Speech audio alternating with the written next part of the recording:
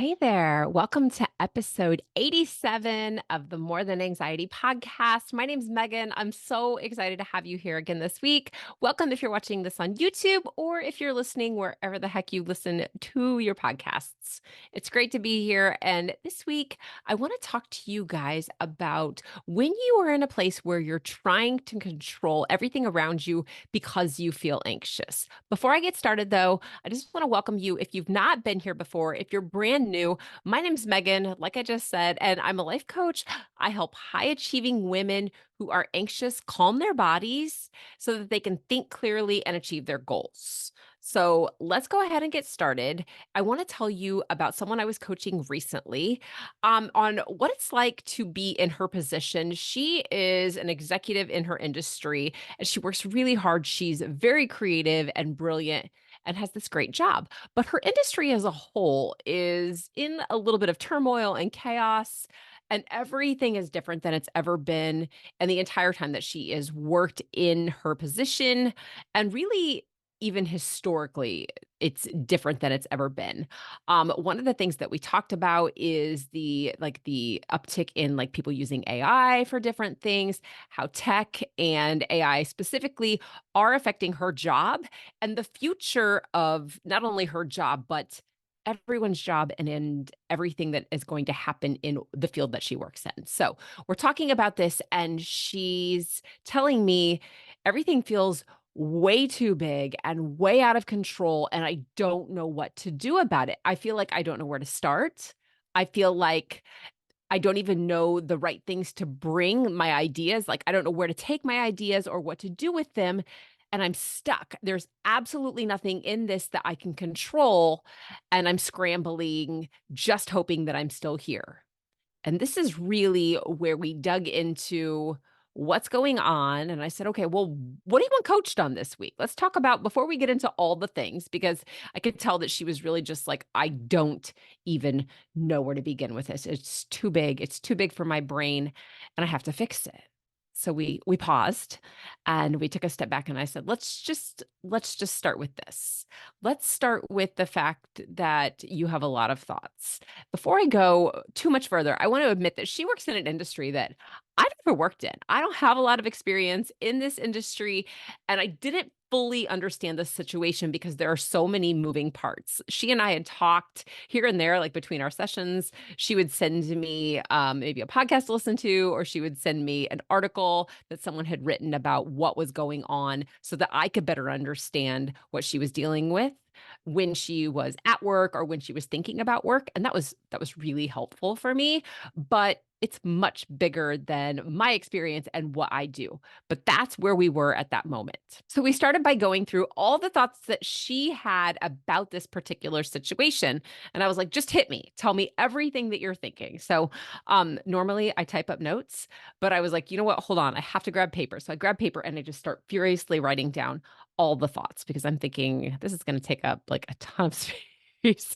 And I knew that I could tell before we even started that there was going to be something. So she started out just writing out like or telling me, I think this and I think this and I think this and I think this and I think this and I think this.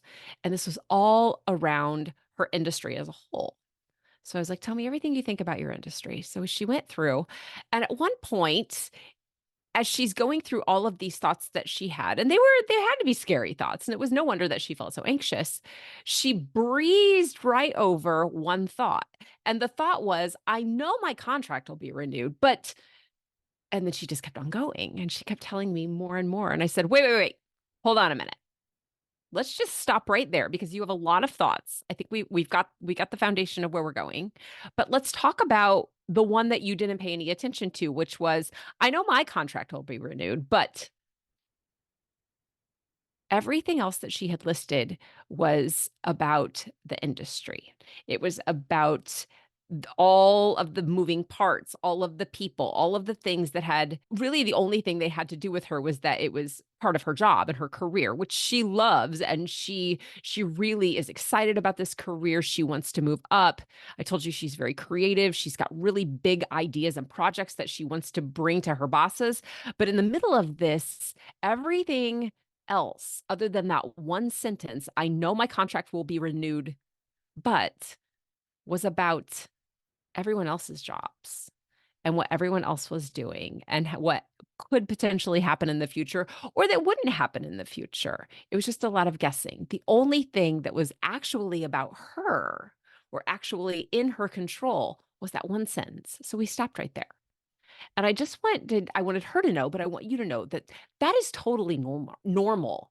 When you feel anxious, your brain starts coming up with all the reasons why, and it starts to look for anything that it thinks that you could control to keep you from losing your job or to keep you from not even having the career you want because it could get phased out by AI or it could get some other company could buy up your company and just remove everybody from their positions. Whatever situation you're in, if your brain detects a threat to you, it's going to go completely crazy trying to come up with things that you can do, actions that you can take to solve it. And that's really where we want to stop because in this whole thing, her job as a whole was safe. Her industry is still there and still functioning and still doing things, but it's very different. And brains love predictability, and things feel pretty unpredictable in the business that she works in.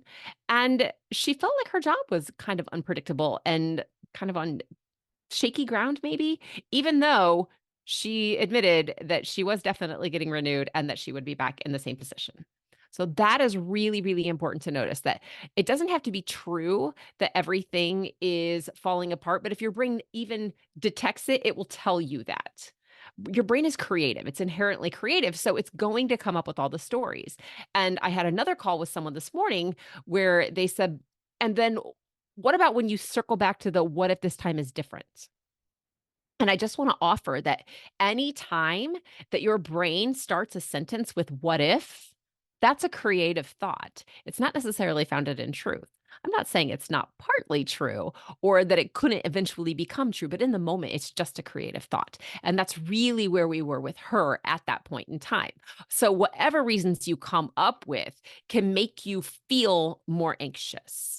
So the more that she entertained all of those scary scenarios with all the other thoughts about things that were outside of her control, the more anxious and out of control she felt as she's trying to grasp for control. I also wonder if in this kind of like grasping place where we think when we're anxious that we need to control it, we need it to be done our way. Do you actually want to be in charge of everything? Do you actually want to be in control? Because I've seen the movie Bruce Almighty where he's like, just let me be in charge. And that's not that great. My answer for that is like, there is a God and it's not me. And thank God for that. I don't want to be in charge of everything or everyone because that is more than my brain could handle. And I think that, like, if you've never seen that movie, go back and watch it and you'll be like, you know what? Thank goodness that I am not in charge of everything. So we kind of paused with that. And I said, do you really want to be in charge of your entire industry, of everything and every moving part? And her answer was, no, absolutely not. So that step back, let's just create this pause. Let's create this break. So we stopped coaching for a minute and said, okay, let's clear it out. Let's get all of those thoughts out of there. And let's pay attention to what you are really looking for here. So we talked a little bit more, and some of the things that came up for her was this idea of I have to have the perfect response or the perfect presentation to make sure that I keep this position that I currently have that's going to be there for a while, but I want to make sure that I keep doing it perfectly. And I said, well, who's perfect? And that's a really good question to ask yourself whenever you notice that you're going down that path of trying to find perfection. Tell me, like, you're perfect or my perfect? Whose perfect are we looking for?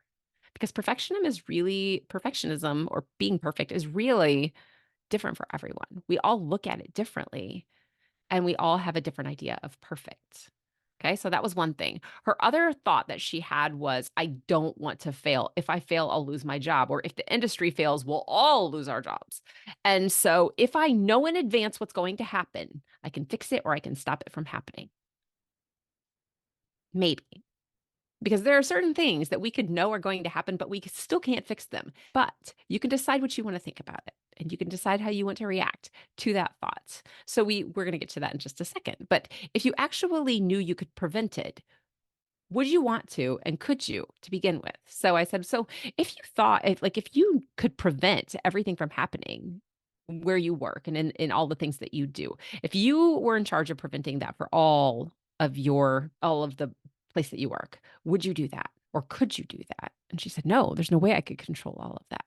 And I said, okay, good. So we can let go of that.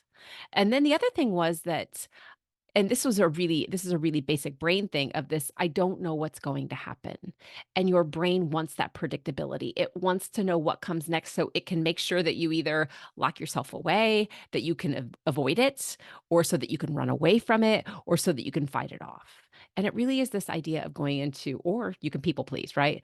Fight, flight, freeze, and fawn. And fawning is really people pleasing and making sure everything's okay and being like the one that smooths it over. And none of those things were really benefiting her. So when that happens and you feel like you have to think more and come up with all the scary scenarios to mitigate them so that you can say, I can fix this, I could do this, I could do this, that's when we want to look at, okay, hold on. Do I really want that? What's actually true? So let's circle back to the fact that she still has a job. I still have my contract. My contract's being renewed. Okay. So when we did that, when we created that pause, what we did was I said, I'm going to read you that list of all the things you thought again. So I went back to the list that I had written on the piece of paper and I said, I just want you to listen to the list. And I started reading and reading and reading. And I said, now just notice how your body feels. And she said, yeah, that list feels like I have a lot of things I have to fix. And I said, yeah, that's right. So let's just name the emotions that are coming up. So we went through thought by thought again. If I say this thought, what's the emotion? If I say this thought, what's the emotion? If I say this one, what's the emotion? And we noticed some of them were on repeat. Desperate was one, and then feeling out of control was one. Anxiety was one. Frustrated was one. Um, Angry was one. There was just a lot of emotions. And I said, okay, so we can see that all of these things are happening. And I said, now let's exhale. Let's get it all out of your body for a second. I'm going to read you this one. I still have a contract. She sat there for a minute and she kind of started to laugh a little bit. She was like, yeah. Okay, well, that one's actually true. And I was like, yeah. How does that one feel? What's that emotion? And she said, well, that one feels good. And I said, yeah, that feels good. We don't really have to go any further than that. It feels good. And when we look at that thought, I still have a contract and that feels good. I asked her, I said, well, what's different about that statement? And she's like, well, that one's true. And I said, yeah, it's true. But it's also the only one that pertains specifically to you. The rest of them are all about a bunch of other things and a bunch of other people. So I said, let's just control the you stuff. Let's just look at what's in your power in your job. Because the only thing that you can really control is yourself, your thoughts, your reactions, and your attitude. And that's it. So we talked about what can you control about your job? How can you show up so they're always going to make sure that you are there? How can you show them what you bring to the table and that your ideas are amazing? How can you how can you end up being the one person that they would never lay off? Let's talk about what you can control. What do you want to believe about your position and your job? What do you want to believe about what happens if you decide you don't want to be there anymore? And as we talked about that, she started to feel more confident like, oh, wait a second. Okay. I really don't need to control all of this. I know that I've got what I need. And I said, okay, you've got a meeting coming up. Let's talk about how you want to go into that meeting.